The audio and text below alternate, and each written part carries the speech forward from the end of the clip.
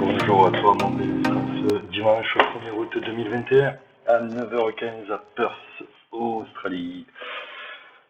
Alors, tout d'abord, je voudrais remercier infiniment tous les nouveaux abonnés et tous les likes et tout le monde qui s'est donné la peine de cliquer sur le pouce bleu et de s'abonner à la chaîne. Merci beaucoup, la chaîne est toute neuve, elle a que 2 jours. Et voilà, j'espère que ça va aller très loin, que ça va nous amener très loin, qu'on va pouvoir apprendre tous ensemble. Voilà, donc écoutez, merci à vous tous. Voilà, à la base de cette chaîne était partie d'un petit délire avec un ami, avec mon meilleur ami, et voilà, je m'attendais pas à avoir autant de vues et autant d'abonnés en si peu de temps. Donc du coup, écoutez, si jamais il y a de la demande, je serai heureux de pouvoir comment dire, satisfaire à cette demande. Voilà. Donc, petit rappel, cette vidéo a des chapitres. Donc, n'hésite pas à cliquer en dessous de la vidéo sur la petite flèche pour pouvoir accéder donc au chapitre qui t'intéresse si jamais tu veux pas perdre trop de temps et te frapper toute la vidéo en entière. Voilà, donc ça c'est dit, le disclaimer, voilà, les informations qui sont présentes dans cette vidéo ne constituent pas un conseil en investissement, je tiens à le préciser. Voilà, vous prenez vos propres décisions et vous faites vos propres choix. Les exemples que je vous montre et les expériences que je partage avec vous n'engagent que moi et uniquement que moi. Voilà, donc nous allons passer au sommaire de cette vidéo. Donc au sommaire, nous allons parler du BTC. Je vais essayer de faire des projections et des scénarios haussiers et baissiers et voir un peu les targets et à quel moment je pense qu'il faudrait rentrer en position. Voilà, ensuite nous allons parler de l'ETH. Pareil, on va essayer de faire des projections, scénarios haussiers, scénarios baissiers, voilà. Quels sont les targets d'entrée, quels sont les targets de sortie de trade. Voilà. Ensuite, pour finir, je vous montrerai donc les résultats des 2 trades que je vous ai montrés hier, à savoir le IOTA contre l'USDT et le Luna contre l'USDT en 4 heures de time frame. Voilà. Eh bien écoutez, je crois que on est prêt, on va pouvoir commencer. Donc, nous voilà sur la charte du BTC en daily sur TradingView. Donc voilà, actuellement on est en train de faire un doji, comme vous pouvez le constater ici. Voilà, donc ma foi, je pense qu'on est toujours dans le scénario actuellement où on pourrait venir rebondir ici sur le support à 40 600 qu'on a breaké il y a 2 jours. Et puis, en fonction de ça, il y a 2 scénarios possibles. Le premier, on rebondit et on remonte. Le deuxième, eh bien, on break vers le bas. Et puis bon, à ce moment-là, si on break vers le bas, je pense que ce serait une mauvaise indication et qu'on pourrait malheureusement aller rechercher le canal à 35 000, vers là à peu près. Voilà, donc faire ça comme ça. Ou alors rebondir ici, boum, et repartir. Voilà, deux scénarios possibles. Je sais pas trop. Voyons voir un peu avec les indicateurs qu'est-ce que ça nous donne. Alors, Ifimoku, on a un twist ici, on est croisé à la hausse, on a la Chikou qui est toujours dans le nuage. Ici, on a notre ligne de signal, la Tenken qui a la Kijun qui a croisé la Tenken. Ok. Donc, ouais, c'est un peu compliqué. Alors, scénario haussier, donc, voilà, dans l'hypothèse où on viendrait rebondir ici, poum, et repartir, je mettrai une target, première target à 44 000. Voilà, avec quand même une grosse prise de profit à 44 700. J'ai quand même l'impression que c'est un gros support, celui-là. On va voir un peu qu'est-ce que ça nous donne. Ici, ouais, on a la Chikou ici, là, qui a tapé 2 fois sur cette ligne de support. Donc, ah ouais, moi ça me va comme validation. Hein. J'ai deux touches avec la Chico. Je suis aligné sur ma Tenkan ici. Je suis aligné sur ma SSB ici. Ouais. Non, moi je pense que ici on va rencontrer un gros niveau de résistance. Donc voilà, si jamais je devais rentrer en longue, j'attendrai le pullback ici. Voilà, poum, dès que je touche le support ici, ben écoutez, je rentre en position. Donc premier take profit 44 790 et ensuite deuxième take profit à 47 470. Voilà. Donc ça c'est pour commencer. Maintenant, scénario baissier. Alors, scénario baissier, donc on imagine que on vient casser ici et qu'on repart à la baisse. Dans ce cas-là, eh bien, je rentrerai en short au moment où donc théoriquement le prix devrait casser ici, hop, voilà, sur la bougie du lendemain. Si on repart à la baisse, je rentre en position à ce niveau-là, d'accord. Et puis je vais chercher mon take profit dans les 35 000. J'ai aucun support entre mes 40 000 et mes 35 000, donc là sur le coup je vais chercher mes 35 000 et puis je déclenche mon stop silver directement. Donc je prends 50% de ma position de profit et puis je laisse courir les 50% avec mon stop silver et évidemment mon stop loss je le mets ici aux alentours probablement je pense des 44 800. Peut-être même un petit peu plus haut, parce que même si on est un peu plus haut que 44 000, on reste quand même dans un ratio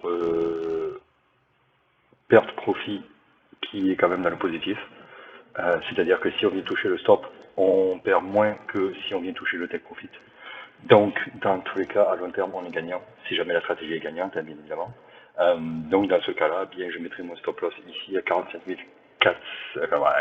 500 et mon take profit à 50% de clôture de position à 35 000 et je laisse courir les autres 35 000 en stop silver. Et évidemment, si je touche mon premier objectif, je ramène mon stop loss au break-even un petit peu plus. Voilà, donc dans tous les cas, ma position, j'ai gagné 50% et je ne peux plus perdre. Voilà, donc ça c'est dans le cas d'un scénario baissier. Alors, je ne l'ai pas dit tout à l'heure, mais pareil dans le scénario haussier, hein, voilà, stop loss, ici on calcule, 1 pour 1, poum, on revient ici à 1, on met le stop loss, et évidemment, dès qu'on a atteint le premier objectif, on remonte le stop loss au break-even, et ensuite on laisse courir le trading stop. Voilà, j'espère que j'ai été assez clair sur le coup. Donc, ETH. Eh bien, l'ETH, il nous fait une performance de folie, quand même. Voilà. Alors, évidemment, on est en train de lutter ici pour casser la ligne de coup de cet énorme W en daily, d'accord. Voilà, évidemment, si on venait à casser cette ligne de coup, on s'attend à un pullback pour repartir à la hausse. Donc ça, c'est le scénario haussier, hein, évidemment. Évidemment, ne pas oublier qu'on peut buter, être rejeté et repartir à la baisse, d'accord, ça aussi c'est possible. Donc voilà, on va voir avec Ishimoku qu'est-ce que ça nous donne donc au niveau des objectifs et des prises et des rentrées en position, pardon. Alors, là sur ce coup, par exemple, moi je ne rentrerai pas en position à l'heure actuelle. Déjà, premièrement, on n'achète pas sur le marché qui monte. Déjà, et ensuite, ici, on peut rencontrer, alors il y a déjà la résistance du gros W, qu'il faut casser la ligne de coup, et ensuite, on s'aperçoit que ici, la Chikou, elle est en train de buter contre le nuage, qui est assez épais quand même, et ici, le prix a un peu de mal à sortir du nuage, il vient buter contre la SSB. Donc, pour le moment, stand-by, wait and see, et je dirais que à la limite, si on venait à casser ici le nuage, alors oui, j'achète au niveau de la cassure quand ma Chikou est dans le nuage. Voilà, avec attention, évidemment, en étant très prudent, je dirais. Donc, rentrer en position ici, take profit Je pense que je clôture 50% de ma position à 3000. Et je déclenche mon stop suiveur à 3000 et mon stop loss. Alors le stop loss, là sur le coup, là sur le coup, on va faire comme ça. Je vais cacher les prix et je vais me servir uniquement de Ishimoku pour aller chercher mes niveaux pertinents.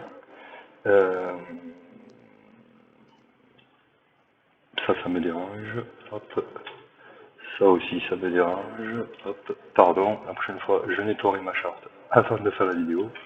Alors, là, au niveau des supports, ben ouais, premier stop loss, je le mettrai à 2169. 2169, à savoir que le prix est ici pour le moment, à 2500, 2600, 2600. On imagine qu'on casse le nuage, on rentre en position à 2700, 2700, donc je mets mon stop loss à 2160 et je viens chercher les 3000. Mais là du coup on est dans un ratio un peu négatif par rapport au take profit. Ouais, c'est pas.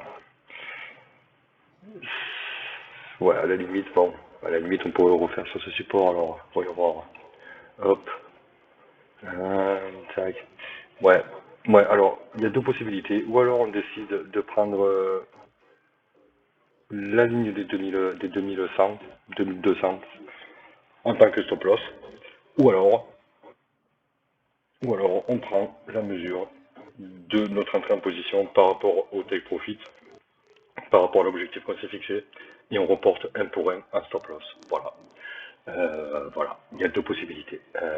Ça. Alors maintenant, si on part à la baisse, eh bien, si on part à la baisse, pour le moment, moi, je ne fais rien.